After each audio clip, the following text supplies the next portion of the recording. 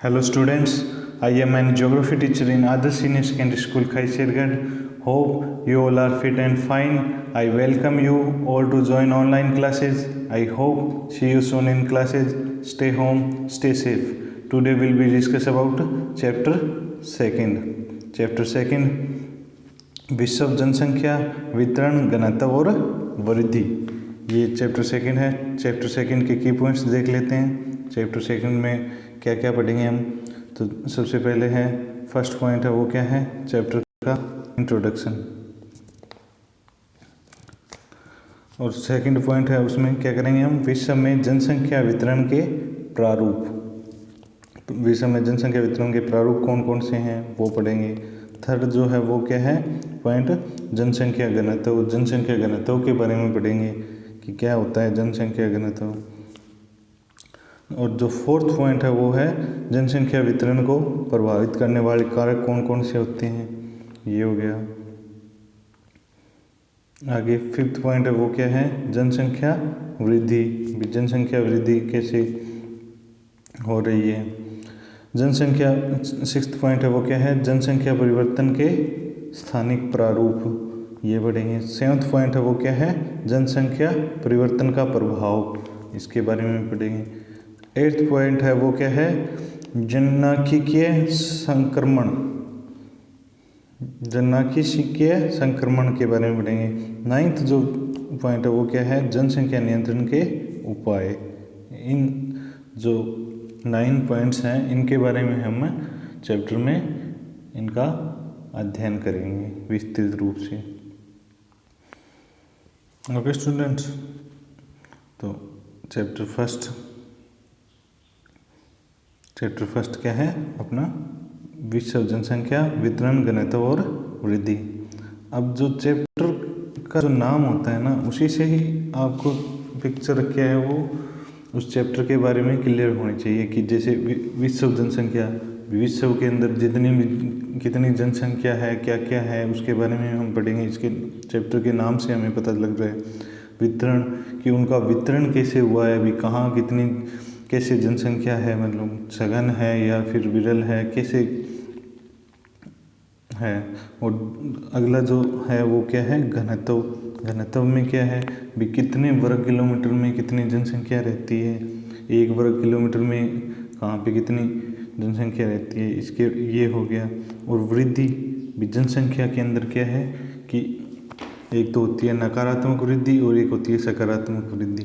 तो ये वृद्धि किस प्रकार से कहाँ कहाँ कैसे हो रही है वृद्धि, इसके बारे में हम पढ़ेंगे। तो ये मोटा मोटा आइडिया अपने को क्या है चैप्टर के नाम ही, इसीलिए तो चैप्टर का नाम ऐसा दिया जाता है जिससे कि आपके स्पष्ट रूप से आपके माइंड में ये जाना चाहिए कि इसमें हम क्या क्या चीज़ें पढ़ने को मिलेगी अपने को। तो अब शुरुआत करते हैं हम चैप्टर की।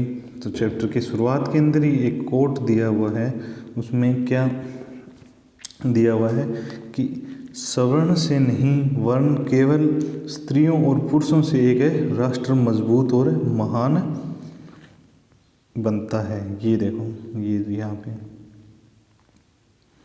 किससे महान बनता है, किस इनका कहने का, राल्फ वाल्डो इमर्सन का है ये कोट। इसमें इसका कहने का भावार्थ क्या है कि सोने से नहीं, मतलब कि धन दौलत या पैसे से एक कोई राष्ट्र है वो मजबूत नहीं बनता है। मजबूत किससे बनता है, उसके अंदर रहने वाले स्त्रियों और पुरुषों से, मतलब कि उसके अंदर जो लोग रहते हैं उस देश के, उससे महान बनता है। ये इसमें आगे इसने लिखा है, सत्य और समान की खातिर जो डटे रहते हैं और कष्ट झेलते हैं, जो क्या है सत्य और समान के लिए डटे रहते हैं और उसके लिए क्या है कष्ट झेलते हैं, जो परिश्रम करते हैं जब अन्य निद्रामग्न होते हैं। मतलब कि जो अन्य क्या है, निद्रामग्न का आशय क्या है यहाँ पे कि अन्य कुछ भी नहीं कर रहे होते या ऐसा कोई इम्पोर्टेंट काम नहीं कर रहे होते, जो साहस दिखाते हैं जब अन्य भाग खड़े होते हैं। जब वो क्या है कि वो उस टाइम साहस दिखाते हैं जब अन्य वहाँ पे टिकने की हिम्मत नहीं रखते हैं, तब वही लोग राष्ट्र के स्तंभों की गहरी नींव डालते हैं, वही लोग हैं, वही राष्ट्र को आगे ले जाने का काम करते हैं और आकाश तक उसे ऊंचा उठाते हैं। मतलब कि उसको आकाश की ऊंचाइयों के रूप में उसको उस राष्ट्र को ऊंचा उठाते हैं। ये था राल्फ वाल्डो इमर्सन का कोट।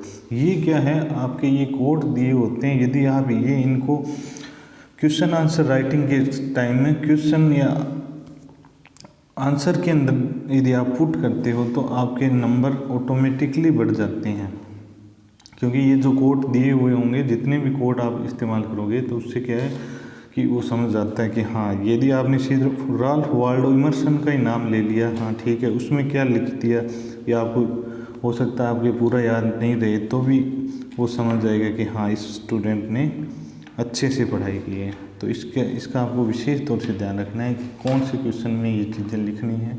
ये कोट्स क्या होते हैं, क्वेश्चन राइटिंग के समय बहुत काम आते हैं। तो आगे चलते हैं, हम इस लेसन की शुरुआत करते हैं। किसी देश के निवासी क्या है, किसी देश के निवासी उसके वास्तविक धन होते हैं। वास्तविक धन कौन होते हैं, उसकी संपदा कौन होते हैं किसी देश के, तो वो क्या होते हैं, उसके निवासी, जो उसमें वास करते हैं, निवास करते हैं या रहते हैं, वो होते हैं। यही लोग वास्तविक संसाधन हैं।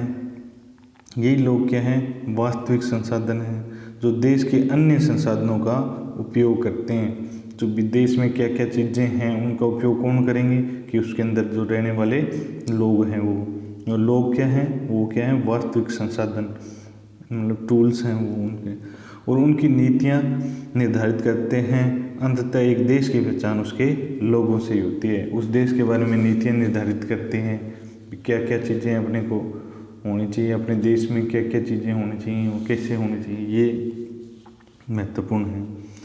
यह जानना आवश्यक है कि किसी देश में कितनी स्त्रियां और पुरुष हैं, मतलब कि उस देश में कितने क्या है, स्त्रियां और पुरुष हैं, ये भी जानना ज़रूरी है।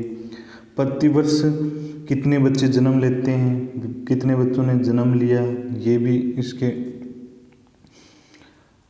कितने लोगों की मृत्यु हुई, कितने लोगों की मृत्यु हो गई, वो चीज़ें भी इसमें होनी चाहिए।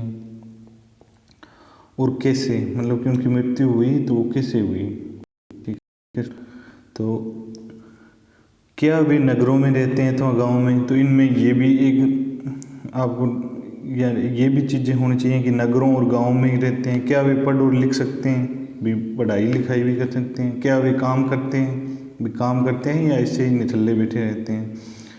यही वे तथ्य हैं जिनके बारे में हम इस इकाई में अध्ययन करेंगे। इस इकाई में क्या करेंगे, इनके बारे में जानकारी प्राप्त करेंगे।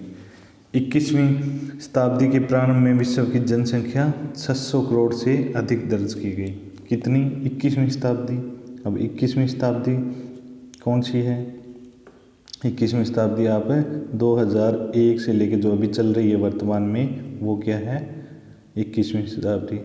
2001 में जैसे फिर आएगा 2021 चल रहा है, वैसे ही 2099 आएगा, फिर 2100 आ गया, ये 21 हो गया, ठीक है। तो जो 2001 से जो चली है, 1 जनवरी 2001 से, वो 21 दिसंबर 2100 तक जो चलेगी, वो कौन सी है, 21वीं शताब्दी। ये जो अपनी वर्तमान में चल रही है, ये कौन सी है, 21वीं शताब्दी।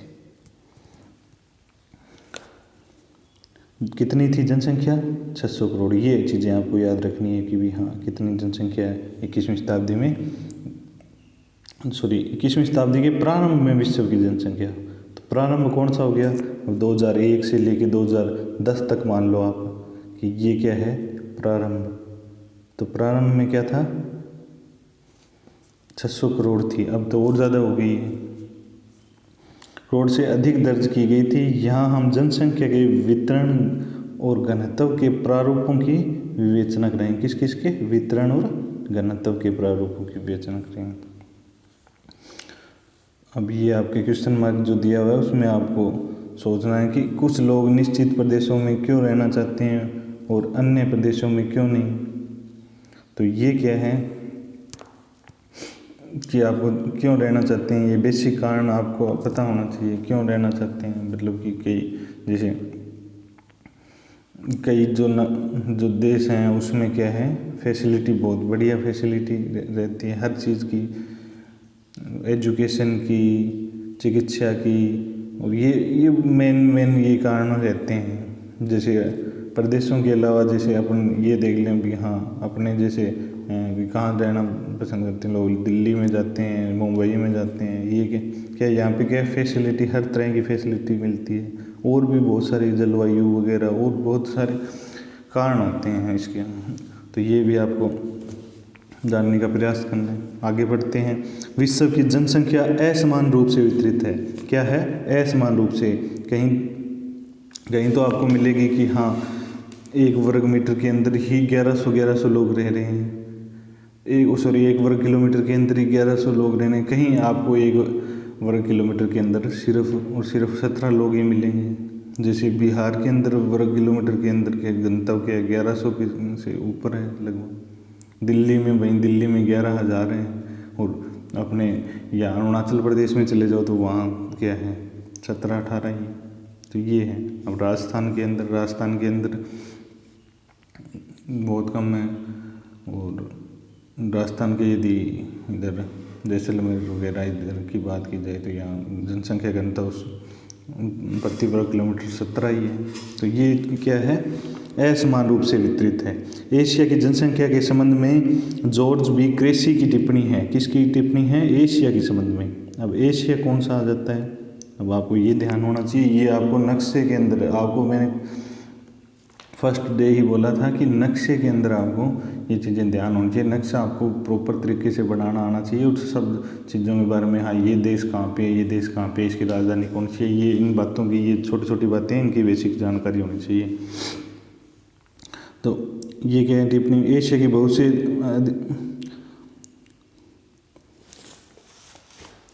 एशिया में बहुत अधिक स्थानों पर कम लोग और कम स्थानों पर बहुत अधिक लोग रहते हैं। भी अधिक स्थानों पर, बहुत अधिक स्थानों पर तो कम लोग रहते हैं। भी जहाँ बहुत ज़्यादा भूमि है वहाँ पे तो बहुत कम रहते हैं, लेकिन कम स्थानों पर बहुत लोग रहते हैं। जैसे अपने चर्चा की दिल्ली और मुंबई के बारे में, तो यहाँ पे क्या है कि जगह कम है लेकिन लोग ज़्यादा रहते हैं। अब जैसे राजस्थान और अरुणाचल प्रदेश की बात करें तो यहाँ पे जगह ज़्यादा है लेकिन लोग क्या है कम रहते हैं। उसी प्रकार से एशिया के अंदर है, वो एशिया के उत्तरी इलाके में लोग कम रहते हैं, ढलान वालों इलाकों पे भी कम रहते हैं, पहाड़ी इलाकों में कम रहते हैं, और वहीं मैदानी इलाकों में बहुत ज़्यादा जनसंख्या है। तो ये है असमान वितरण है। इसके बारे में जॉर्ज बी क्रेसी की टिप्पणी थी। विश्व के जनसंख्या वितरण के संबंध में यह सत्य है। विश्व की जनसंख्या वितरण के रूप में भी ये संबंध सत्य है। तो आगे बढ़ते हैं हम। विश्व में जनसंख्या वितरण के प्रारूप कौन कौन से हैं विश्व जनसंख्या वितरण के? तो जनसंख्या के वितरण के प्रारूप, जनसंख्या के वितरण और घनत्व के प्रारूप में हमें किसी क्षेत्र की जननांकीय विशेषताओं को समझने में मदद करते हैं। क्या करते हैं? विशेषताओं को समझने में मदद करते हैं। जनसंख्या वितरण शब्द का अर्थ क्या है? जनसंख्या वितरण शब्द का क्या अर्थ है? कि शब्द का अर्थ भूपृष्ठ पर लोग किस प्रकार वितरित हैं, इस बात से लगाया जा सकता है। जो भूमि का जो पृष्ठ है, अब ऐसे तो है नहीं कि जल में लोग रहते हैं। जो भूपृष्ठ है उस पर ये लोग किस प्रकार से वितरित हैं, इससे क्या लगाया जा सकता है? जनसंख्या वितरण। जनसंख्या वितरण का यही अर्थ हो गया कि भूमि पे लोग किस प्रकार से वितरित हैं। वितरित का मतलब किस प्रकार से रहते हैं, कहाँ कितने लोग रहते हैं। मोटे तौर पर विश्व की जनसंख्या का 90% इसके 10% स्थल में निवास करता है। 90% जो जनसंख्या है, वैसे मान लो कि ये जो क्या है विश्व है, इसका जो ये 10% भाग है, तो इसमें तो क्या है 90% लोग रहते हैं। और इस जो बाकी भाग जो 90% भाग हो गया, इसमें 10% जनसंख्या रहती है। ठीक है, 10% जनसंख्या कहाँ रहती है? 90% भाग में। और 90% जनसंख्या कहाँ रहती है? 10% भाग में। तो ये क्या है? ये असमान वितरण हुआ है इसमें। ये क्रेसी, ये जॉर्ज बी क्रेसी ने कहा था और यही सत्य है। विश्व के 10 सर्वाधिक आबाद देशों में विश्व की लगभग 60% जनसंख्या रहती है। विश्व के 10 जो देश हैं, विश्व में बहुत सारे देश हैं, जैसे लगभग 200 के करीब देश हैं, तो उनमें से क्या है, 200 में से 10 देश हैं जिसमें क्या है कि कितने प्रतिशत जनसंख्या रहती है? 60% जनसंख्या रहती है।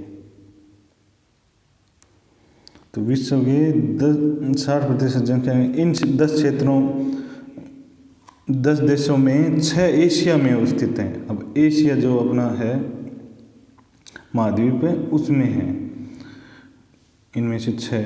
एशिया में इन 6 देशों को पहचानिए। अब ये जो देश दे रखे हैं, चीन, भारत, संयुक्त राज्य America, Indonesia, Brazil, Pakistan, Nigeria, Bangladesh, रूस और मैक्सिको, ये जो सारणी दी गई है इसमें आपको पहचान करनी है।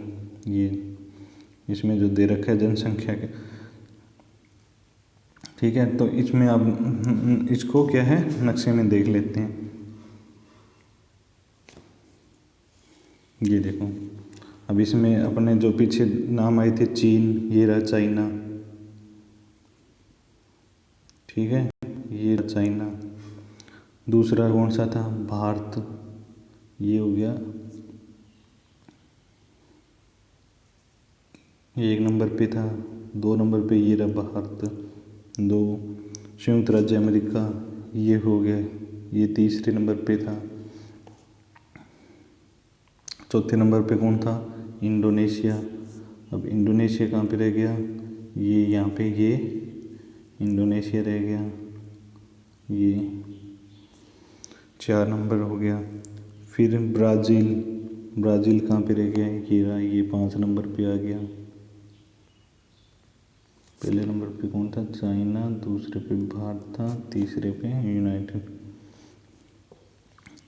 ब्राज़ील आ गया और पाकिस्तान आ गया। फिर पाकिस्तान ये रहा, ये भारत की लगती हुई सीमा पाकिस्तान।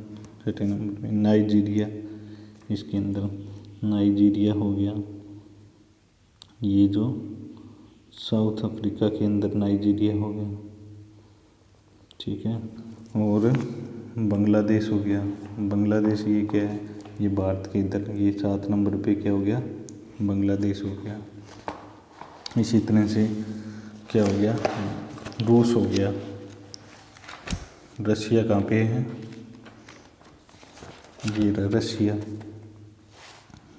बांग्लादेश के बाद है रशिया, 8 नंबर पे ये रहा रशिया, ये हो गया। और इसके बाद में कौन सा आ गया? मैक्सिको। मैक्सिको कहाँ पे है?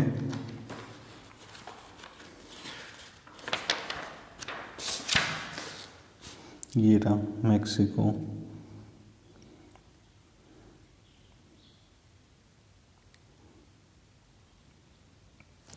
कितने हो गए? 1 2 3 4 5 6 7 8 9 10। अब अपन ने कौन सा बीच में, कौन सा 7 नंबर 5 नंबर बीच में कौन सा छोड़ दिया था अपन ने? ये नाइजीरिया, नाइजीरिया छूट गया था अपना। ये किस कौन से उसमें पड़ता है? ये पड़ता है अफ्रीका महाद्वीप के अंदर। अफ्रीका महाद्वीप में ये जो नाइजीरिया यहाँ पे, ये 10 नंबर यहाँ पे हो गया, ठीक है स्टूडेंट। तो ये हो गया। आपको ये जो नक्शा है इसमें आपको ये चीज़ें देखनी है कि कहाँ कहाँ कौन से देश हैं। तो इसमें से अपन क्या एशिया महाद्वीप का ये तो ये कौन सा है? अफ्रीका महाद्वीप है इतना। ये कौन सा है? एशिया महाद्वीप में आ जाता है, ठीक है। और ये कौन सा आ गया? उत्तरी अमेरिका महाद्वीप। ये दक्षिण अमेरिका, ये यहाँ पे जो है वो ऑस्ट्रेलिया आ गया, ठीक है, और ये यूरोप का आ गया थोड़ा। तो इस प्रकार से ये क्या है आपको ध्यान रखना है। इसमें कौन से कितने देश हैं? एशिया के 6 देश, एक ये हो गया, 1 2 3 4 5 और 6 देश किसके हो गए? सिर्फ और सिर्फ एशिया के हो गए। ठीक है, आगे चलते हैं। जनसंख्या का घनत्व। जनसंख्या का घनत्व किस प्रकार से होता है? जनसंख्या घनत्व में क्या क्या चीज़ें आती हैं? जनसंख्या घनत्व में आपकी आती हैं बेसिक जो है वो कि 1 वर्ग किलोमीटर के अंदर, अब जैसे ये हो गया, ये आपके सामने ये एक किलोमीटर चौड़ा, 1 किलोमीटर लंबा, ये चारों तरफ से एक ये हो गया 1 वर्ग किलोमीटर। इसके अंदर जो जनसंख्या रहती है ना, मतलब औसत आता है, तो ये क्या हो जाता है? जनसंख्या का घनत्व हो जाता है। ठीक है स्टूडेंट, तो इसमें आप पढ़ते हैं भूमि की प्रत्येक इकाई में उस पर रह रहे लोगों के पोषण की सीमित क्षमता होती है। उसमें क्या है कि कहीं भी लोग रहेंगे तो उसकी क्या है? सीमित क्षमता होती है। मतलब कि वहाँ पे क्या है, इतने ही लोग रह सकते हैं ज़्यादा से ज़्यादा, क्योंकि वहाँ पे यदि इससे ज़्यादा रहेंगे तो वहाँ पोषण की कमी आ जाएगी। मतलब कि खाने पीने की चीज़ों की उसमें क्या है, फिर ढंग से पोषण नहीं होगा। यदि ज़्यादा जनसंख्या रहेगी तो वहाँ पोषण की कमी होने लग जाएगी। तो क्या एक सीमित क्षमता ही रह सकती है, कोई भी कहीं भी है, चाहे दिल्ली है, चाहे मुंबई है, चाहे अपना गाँव है, वहाँ पर एक सीमित संख्या में लोग रह सकते हैं। अब जैसे घर में हैं तो घर में सीमित संख्या में लोग रह सकते हैं, जैसे ही ज़्यादा हो जाते हैं तो फिर उनको अलग होना उनके लिए अनिवार्य हो जाता है, क्योंकि वो रहेंगे तो वो ना तो काम ढंग से होगा, ना मतलब उनके लिए इतने के लिए खाना बनाना पॉसिबल हो पाता है। तो ये क्या है? सीमित क्षमता होती है। तो लोगों की संख्या और भूमि के आकार के बीच अनुपात को समझना आवश्यक है। उसके भूमि का जो है उसके बीच में क्या अनुपात होना चाहिए, उसको समझना बहुत ज़रूरी है। यही अनुपात जनसंख्या का घनत्व है। ये जो अनुपात होता है वो क्या होता है? जनसंख्या का घनत्व। यह सामान्यतः प्रति वर्ग किलोमीटर में रहने वाले व्यक्तियों के रूप में मापा जाता है। अब ये देख लो, जनसंख्या का घनत्व, जनसंख्या का घनत्व दे रखा है अभी, जितनी टोटल जनसंख्या है और टोटल जनसंख्या और उसके नीचे क्षेत्रफल वर्ग किलोमीटर के अंदर, तो क्षेत्रफल का भाग दे देंगे जनसंख्या में तो उसका क्या आ जाएगा? जनसंख्या घनत्व आ जाएगा। अब जैसे नीचे एग्जाम्पल में समझा भी रखा है एग्जाम्पल के द्वारा कि उदाहरण के लिए क्या प्रदेश का क्षेत्रफल 100 वर्ग किलोमीटर है। अब आप 100 वर्ग किलोमीटर है किसी, और उसमें जनसंख्या क्या है? 1.5 लाख जनसंख्या है, 1,50,000। जनसंख्या का घनत्व इस प्रकार निकाला जाएगा। अभी जनसंख्या कितनी है? 1.5 लाख, तो 1.5 लाख ऊपर आ गया, घनत्व कितना है? 100। तो इसमें क्षेत्रफल कितना है? 100 वर्ग किलोमीटर, तो घनत्व कितना आ गया? 1500। अब इसका भाग दिया 0 से 2 जीरो कट गई और 1500 वर्ग किलोमीटर ये रह गया। तो इसमें क्या प्रदेश के बारे में आपको क्या पता चलता है। इसी प्रकार से आप अपने गांव का भी निकाल सकते हैं। अब जैसे आप बड़े बुजुर्गों से पूछ सकते हैं या अपने गांव के अंदर कितनी जनसंख्या है, आप मोटा मोटा आइडिया लगा सकते हैं। हाँ भी हमारे गांव में कितने लोग रहते हैं? 15,000 लोग रहते हैं, 15,000 लोग रहते हैं। अब आप अपने बड़े बुजुर्गों से पूछ सकते हैं कि अपना कितना अपने गांव का क्षेत्रफल है। तो उसमें जैसे आपके गांव का क्षेत्रफल कितना है? 150 वर्ग किलोमीटर है, तो फिर 150 का भाग लग जाएगा इसमें, और ये आ गया 100 व्यक्ति वर्ग किलोमीटर, इसका घनत्व आ गया। ठीक है, ये तो हो गया। अब आगे बढ़ते हैं। नीचे दी गई तालिका 2.1 को देखिए, आप अवलोकन कर सकते हैं कि एशिया में सबसे अधिक जनसंख्या घनत्व है। क्या है? एशिया के अंदर सबसे ज़्यादा जनसंख्या घनत्व है। कक्षा में चर्चा करें कि इसका क्या कारण हो सकता है। इसका कारण क्या हो सकता है कि भी एशिया में ही ज़्यादा क्यों है। ठीक है, तो ये आपको ये तालिका है वो देखनी है। एशिया में ये देखो जनसंख्या ये है, और इसमें क्या है प्रतिशत में ये 59.5% है। विश्व के भाग में ये जो है, अब अफ्रीका है, अफ्रीका महाद्वीप में, यूरोप महाद्वीप में कितनी है? ये जनसंख्या प्रति वर्ग किलोमीटर, ये चीज़ आपको ज़्यादा ध्यान में रखनी है। ये लैटिन अमेरिका व कैरेबियन में कितनी है ये जनसंख्या घनत्व, उत्तरी अमेरिका में कितनी है, ओशिनिया में कितनी है। ओशिनिया में कौन कौन से आ जाते हैं देश हैं, ऑस्ट्रेलिया, न्यूजीलैंड और फिजी है, वो क्या है ओशिनिया में आ जाते हैं। तो उसमें कितना है जनसंख्या घनत्व। ठीक है स्टूडेंट, तो आज के लिए इतना ही, आगे हम अगली क्लास में पढ़ेंगे। Thank you and take care. जय हिंद, जय भारत।